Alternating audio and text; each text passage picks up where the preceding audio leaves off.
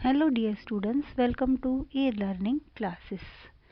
आज का हमारा टॉपिक है दोहे।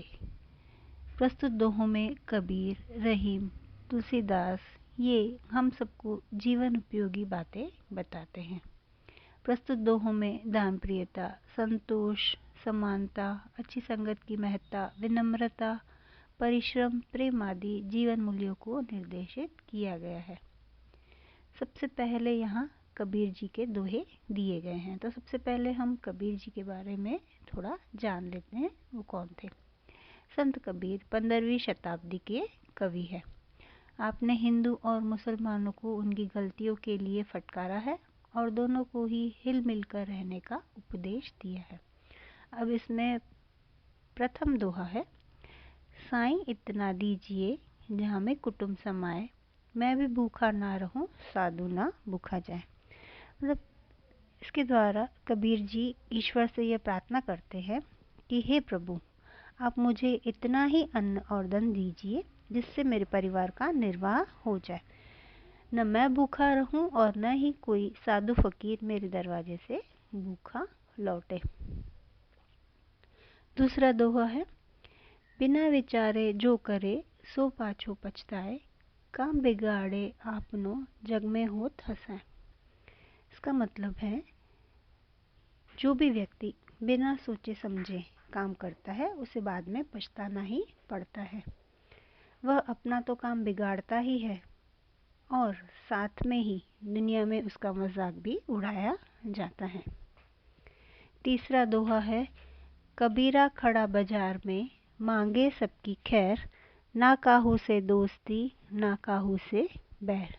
इसका मतलब है कि कबीर ऐसा बता रहे हैं कि मैं सबके सामने खड़ा हूँ, बीच बाजार में खड़ा हूँ और मैं भगवान से सबका कुशल मंगल हो, सबका अच्छा हो, ऐसी दुआ मैं मांगता हूँ।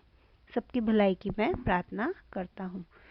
न ही मेरी किसी से दोस्ती है और न ही किसी से मुझे दुश्मनी है।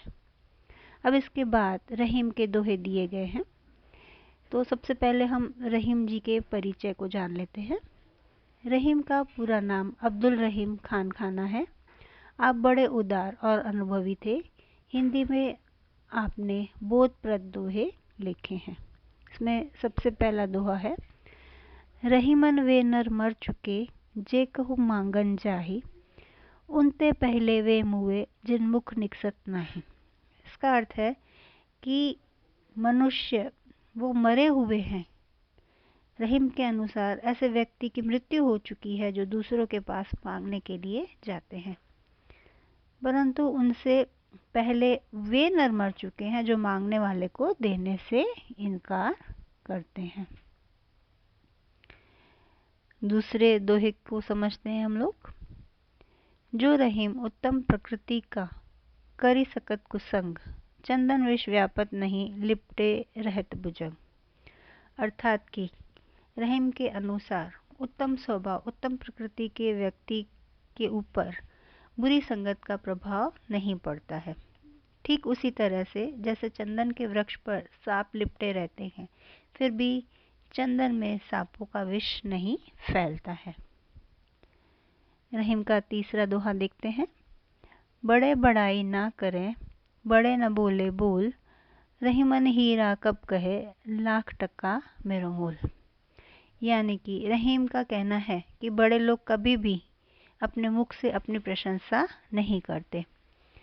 जो सचमुच बड़े व्यक्ति हैं वो कभी भी बड़ाई नहीं करते, बड़बड़ नहीं करते हैं। जिस तरह से हीरा कभी भी नहीं कहता कि उसका मोल लाख रुपए है या वो सबसे कीमती है। इसके बाद तुलसीदास के दोहों के बारे में हम लोग जानेंगे। उससे पहले तुलसीदास का परिचय हम देख लेते हैं।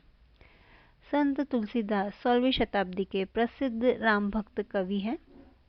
आपने रामचरितमानस नामक प्रसिद्ध ग्रंथ भी लिखा है।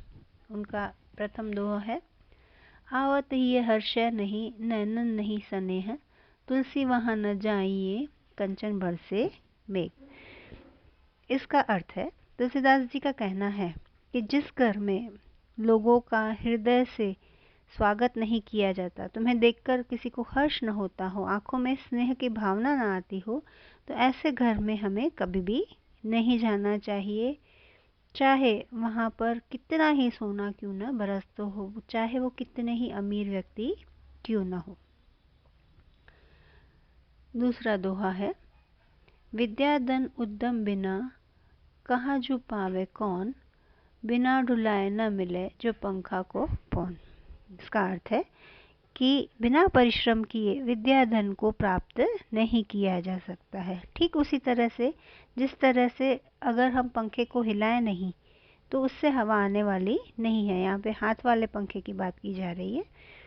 तो बिना हिलाए जिस तरह से हवा नहीं आ सकती पंखे से, ठीक उसी तरह से बिना परिश्रम के विद्याधन को प्राप्त नहीं किया जा सकता है।